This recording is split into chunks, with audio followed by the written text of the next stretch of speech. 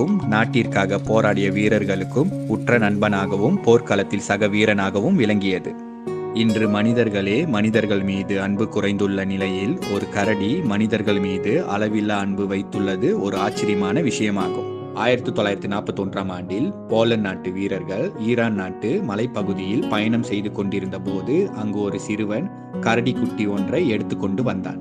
அதனை பார்த்த போலந்து நாட்டு வீரர்கள் அந்த பையனிடம் இதனை பற்றி கேட்க, அந்த பையன் இந்த கரடியின் அம்மாவை வேட்டைக்காரர்கள் சுட்டு கொன்று விட்டார்கள் என்றும் இந்த கரடி பசியால் கத்தியதால் அதனை தான் தூக்கி கொண்டு போவதாகவும் கூறினான்.